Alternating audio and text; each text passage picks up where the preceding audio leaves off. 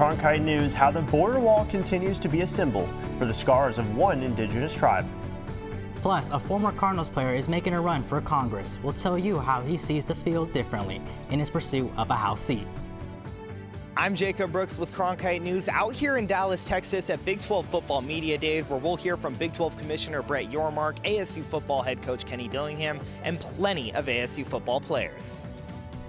Good evening and welcome to Cronkite News. I'm Noah Podolsky. And I'm Nathaniel Garcia. Thank you for joining us. 4 indigenous tribes are federally recognized as border tribes by the National Association for the Advancement of Colored People. And now one of them is in a legal battle with federal authorities. Our Nico Lahaki joins us from the newsroom. Nico, what did the tribal residents tell you?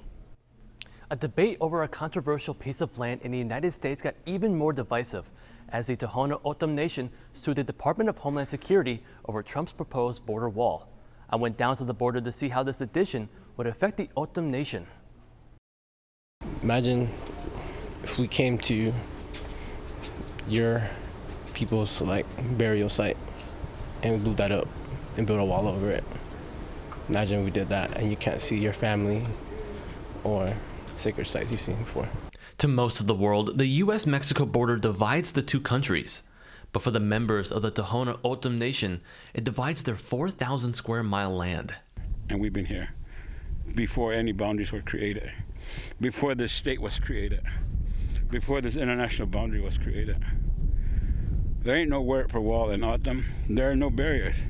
The Department of Homeland Security's plan of a 30-foot primary and secondary wall would replace the current barrier, a solution that the nations say they worked extensively with DHS to avoid. We continue to work with them and bend over backwards to work with them about security.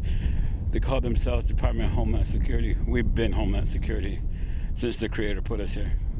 We have Border Patrol 24/7. We have security cameras and all that stuff. That's us bending over backwards already. And for them to say that no matter what, they're going to build a wall, that's them saying they don't care about our culture and our history. There are around 3,000 members of the Tohono O'odham Nation just located across the border in Mexico. And they participate in these community dances that you can see depicted next to me that are located here in Arizona. But with this new proposed wall, it'll be much harder for these members to cross the border. They're coming to visit family, come for ceremonies, come for religious event, come for domestic purposes to get services. Healthcare or other services would be blocked from all that. The nation tried to sit down with DHS and negotiate. A couple meetings only to tell you that, oh yeah, welcome to the table, we're going to talk about this, but we're still building a wall.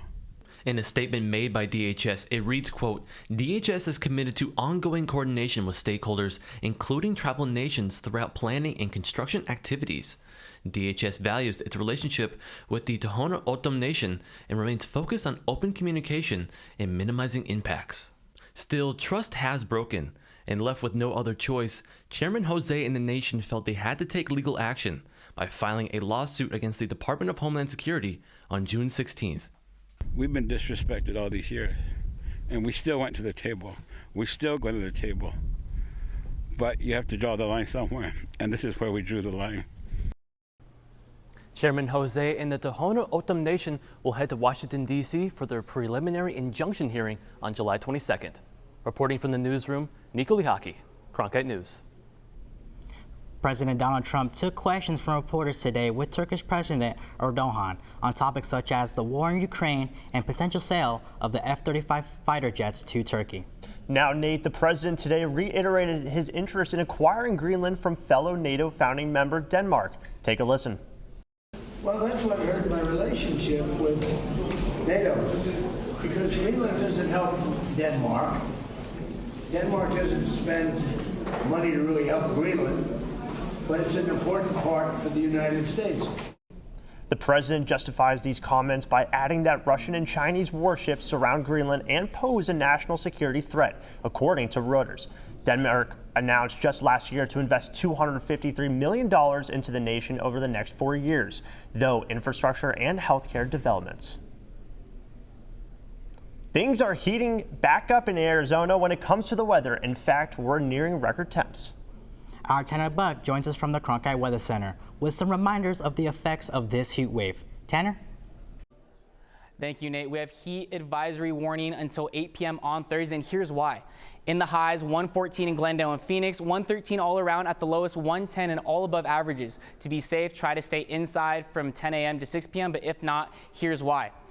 UV index at 12 at an extreme. You can burn under 10 minutes, and make sure you're safe. Have a hat, sunglasses, stock up on the H2O, as you want to be safe if you're over the age of 65 or have some loved ones under the age of 4. Make sure to consider these before going outside. If you want to know how long this heat is going on for more, I will have the full forecast coming up later in the show. Over the last 24 hours, many Democrat lawmakers are called for Democrat nominee Graham Plattner of Maine to drop out of his race for U.S. Senate. That's right, Noah. Both Arizona senators are chiming in after a set of allegations against Plattner. Senator Mark Kelly called for Plattner to drop out of the race in a post on X, while Senator Ruben Gallego said he was rescinding his endorsement. Plattner is accused of rape by a former girlfriend. He released a statement denying the claim, reiterating that he was weighing his options. New York Mayor Zohan Mamdani and Vermont Senator Bernie Sanders called on him to suspend his campaign. A former NFL kicker is making a run for office this year. This Arizona Cardinal was the team captain who some say always had politics in his future. Reporter Harry Kasif has the story on what sparked this political campaign. I'm Jay Feely. Former professional football player Jay Feely is used to big crowds. But running for Congress requires a bit more finesse and a little less physical contact. Feely says the sacrifice is the same. Everything that my wife and I have tried to do is utilize the blessings that we've been given, first through football and then broadcasting, to impact other people's lives. And at its core, I think that's what politics is supposed to be about. Like, it's supposed to be sacrificial. Feely, who spent 14 years in the NFL, including 4 with the Arizona Cardinals, led teammates during his playing days. But now he hopes to serve his constituents. You're supposed to go there to help other people and to create those pathways to success for individuals. Feely is facing a crowded pack for this congressional seat, first in the Republican primaries and then in the general election. But Feely is used to tough competition. He once came back from missing 3 game-winning kicks and an embarrassing SNL skit to make a game-winning kick the next week. They call a timeout to ice me, and they play a montage of my misses on the Jumbotron. And I make the kick, and you go through all that, right? Saturday Night Live does a spoof about you. When Feely first moved to Arizona, he had a run-in with a famous senator. I don't think Feely was in Phoenix for more than 24 hours, and he was already having lunch with Senator McCain. Since meeting the late senator, Feely has gone from kicking off on the football field to kicking off a campaign in the political field. In Scottsdale, Harry Kasef, Cronkite News. Arizona's primary elections are set for July 21st. You can vote ahead of time by mail or at the polls on Election Day.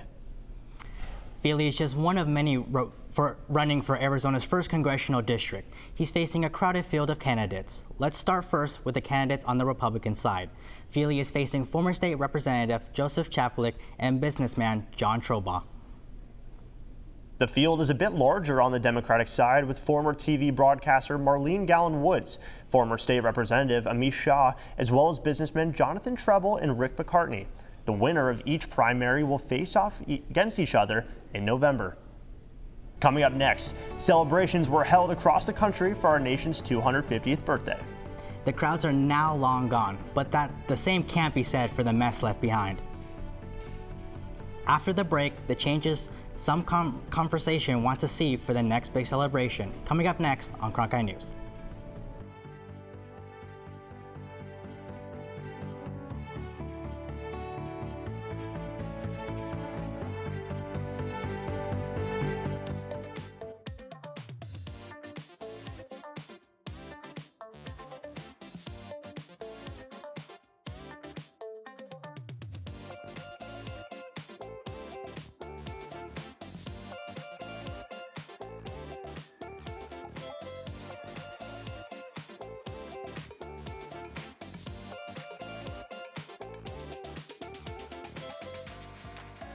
This is where Cronkite can be creative.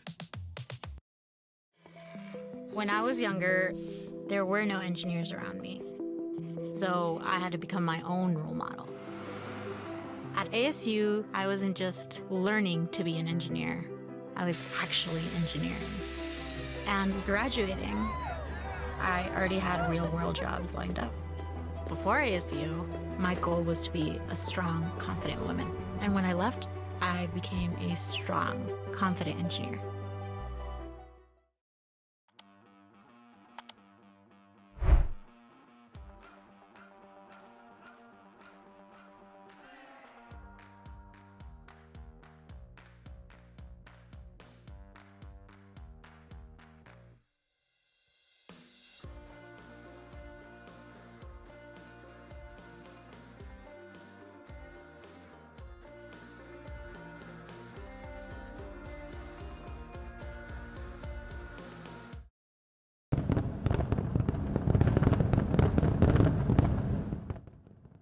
That's a look at the fireworks celebrations for America's 250th birthday in Washington, D.C. over the weekend. But once the smoke cleared, some environmental groups remained focused on what was left behind. Cronkite News reporter Will Mayhem has more on the push to celebrate responsibly. Over 350,000 people gathered on the National Mall to celebrate America's 250th birthday. It was hot. National Guard handed out water to help people fight the heat. Not all of those bottles made it into a recycling bin. I find evidence that people had a lot of joy and celebration, but usually what that is, it's a lot of bottles, a lot of plastic bags, and especially after July 4th, sometimes we have just like blast zones occasionally of where fireworks were set off. The trash wasn't the only concern for environmental groups. 850,000 fireworks lit up the sky for 40 minutes. That record-setting show left clouds of smoke that lingered for hours. And smoke is made up of a bunch of harmful particles and gases. The smaller the particles, the more dangerous, and so that's one of the big risks after fireworks. You can breathe those into your lungs and it can cause harm. Across the Potomac River, volunteers from Friends of the Mount Vernon Trail and the Potomac Riverkeeper Network helped clear out what crowds left behind. If you choose to leave something on the ground, somebody has to pick that up, or it blows into the Potomac River and into the ocean. For these volunteers, keeping trash out of the Potomac wasn't separate from the celebration, it was part of it. So one of the great things about America is that people come together, form groups, pitch in, and make things better. That's probably the best way I think that you can celebrate America's 250 and our ideals. Conservationists hope that next year more people keep the environment in mind before leaving their trash behind. From Washington, I'm Will Mahan, Cronkite News. The 4th of July celebration in Washington continues this week with the Great American State Fair, which lasts until July 10th. The price of oil is down to pre-war levels, but that won't stop major airliners from keeping their prices. According to a new report from Deutsche Bank, airfares are up to 15 to 20% compared to last year. Despite fuel prices being down 35%, the key contributors are demand and a lack of competition, with the closure of Spirit Airlines putting less pressure on legacy airlines like United and Delta. Experts say prices may dip in the fall, but they are still set to be more costly than last fall's prices. The hottest temperatures we've seen this year are on the horizon. But how hot will the valley get this week? Tanner Buck joins us now from the Cronkite Weather Center with our forecast. Thanks, guys. As we go into the nighttime, it's still pretty hot from 111, but by 10 p.m. we're still above those triple digits as it is still high going down in the temperatures. Talking about highs, we go to the west side of the state, Bullhead City down to Yuma, a scorcher, practically like the oven on the west side of the state. Highs at 116 in Lake Havasu City. If you do want to cool off, try to find that Colorado River or get in Lake Havasu and cool off. What doesn't cool off is Phoenix at 114. It's a scorcher out there. Even south in Gila Bend and Casa Grande, it is above 110 in the highs. But what's high must come to a low. As we talk about the east side of the state, Window Rock down to Douglas, pretty cold and nice if you're going for that early morning walk. It doesn't go above 76. On that side, a completely different story on the west side of the state. Bullhead City down to Yuma, mid 80s, 291 on the scale. Only thing hotter is Phoenix in the lows in the summer. So the summer is apparent and it is very hot out here, even in the lows tomorrow. Talking about the 8-day forecast, let me introduce you to a chef called The Sun, because it's cooking from Wednesday to Friday, as it is very hot, way above the average in the temps. Still above average from Saturday to Wednesday, but it does cool off, and we do have some cloud cover from Sunday to Monday. So if you do want to go out, enjoy that weather, go out with the family, go to a festival and have some fun, I would advise doing it from Saturday to Monday when the temperatures do drop. From the Cronkite Weather Center, I'm Tanner Buck. Thanks, Tanner. Coming up next, the Cronkite Sports Report, including big news from Big 12 Media Day. That's right, and the latest from the World Cup. Find out what the coach U.S. men's soccer team is saying after yesterday's crushing loss. Coming up next on Cronkite News.